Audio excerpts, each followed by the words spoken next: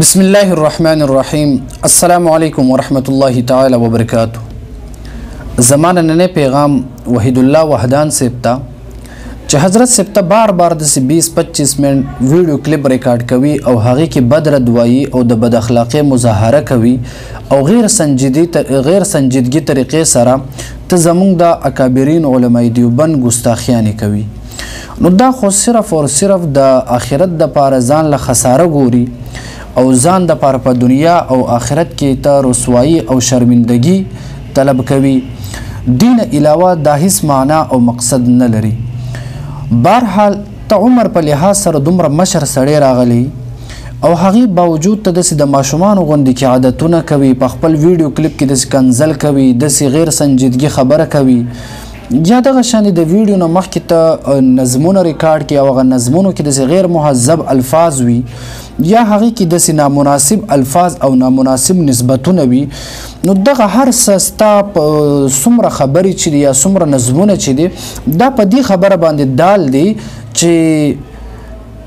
ته څنګه د عقیدې په لحاظ سره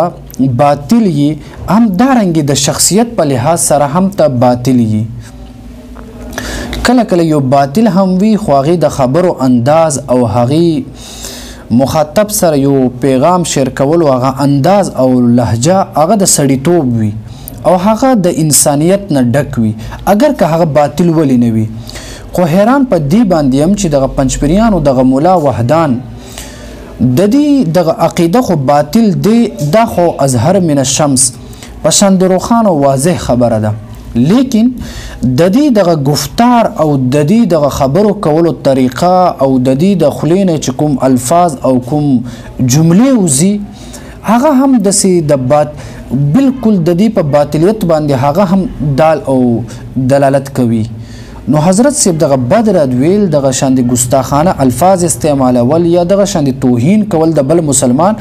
دا خو قرآن او د حدیث په روشنایي کې هم ممنوع دی. نو بیا ولې د بل مسلمان توهین او سپکوالی کوي او غلط نسبتونه کوي، الزام تراشي کوي، ته ځان ته مولا وایي. او بیا د دې په هره خبره کې صرف دو لفظونه ډیر زیات وي، بدعتي او مشرک. نو حضرت صاحب ته زمونږ طرف ته د بدعتي او د مشرک دغه نسبت کوي، د شرک او د بدعتي کېدل او دغه نسبت چې تم زمونږ طرف ته کوي. نو وس دا ووایه چې داسې کوم یو علت دی، کوم یو وجه ده، کوم داسې یو شرک دی چې هغې کې مونږ مبتلا یو. بهرحال که درته معلوم وي راته وښایه، او که چېرته نعوذ بالله من ذلک الحمدلله مونږ ښه صحیح د توحید عقیده لرو،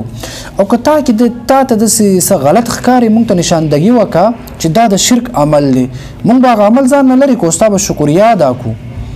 لیکن چې په بل مسلمان باندې ته الزام او تهمت او بهتان لګئ، نو حضرت صاحب دا ستا دپاره ډېر زیات نقصاندeh خبره ده. وستا دعوه وکړله چې تاسو مشرکین یې، تاسو بدعتیان یاست، نو وس په خپل دغه دعوه باندې چرته یو دلیل هم پیش کا او دغه بدعت هم راته وښایه او دغه شرک هم راته وښایه چې په کوم بدعت کې مونږ مبتلا راغلی یو او په کوم شرک کې مونږ مبتلا یو. خپل دغه خبرو نه ونه تښتي، مونږ ته به ښایي یو ثبوت به راکوي. بهرحال ما درته مخکې هم ویلی و، وروسته هم بیا هم درته وایم چې څنګه ستاسو مشرانو زمونږ اکابرینو سره اختلافات وساتل او قبرونو ته لاړل، خو هغې چېرته هم په خپل هغه اختلافاتو باندې په خپل دعوه باندې چېرته یو دلیل هغې نه ده پیش کړی، بلکې همیشه د بد اخلاقۍ مظاهره کړې وه. هم دارنګې د خپل اکابرینو او خپل مشرانو په دغه نقش قدم باندې روان یې، او تا هم هغه لاره اختیار کړله کوم چې ستاسو مشرانو اختیار کړی و. صرف بد رد ویل، بد کلامي کول، چاته غلط نسبت کول، دا هیڅ معنا نه لري. البته که چېرته ته ځان ته مولا وایي، ځان ته عالم وایي، ځان ته د پیغمبر وارث وایي، ځان ته حق پرست وایي، راشه د بل مسلمان په یو غلطي باندې نشاندهي وکړه چې دا غلط عمل دی، هغه مسلمان به یا هغه لرې کړي او که لرې نه کړي بیا خو ته به ورته وښایي چې دا بد عمل دی که نه. وس ښه درته پته دی چې یو انسان په توحید باندې کلک ولاړ دی، یو انسان تابعدار د سنت د نبی علیه الصلاة والسلام دی، او یو انسان د دین اسلام خلاف یو عمل هم نه کوي، او بیا هم ته په هغه باندې الزام لګوي، بیا هم ته بهتان لګوي، تهمت تړي په هغه انسان باندې نو دا خو ته ځان هلاک کوي او ځان بربادوي. بهرحال ستا خبرې ډېرې زیاتې وي خو مزید در سره د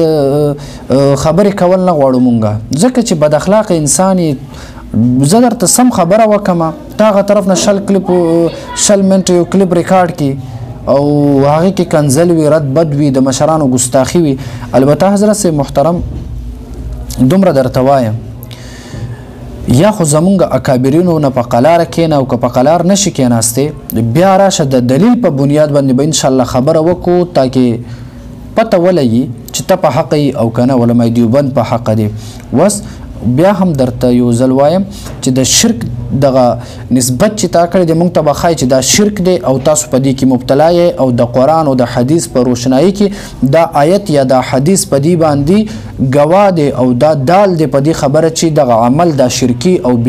بدعي عمل دی دا به ته راته ښایي.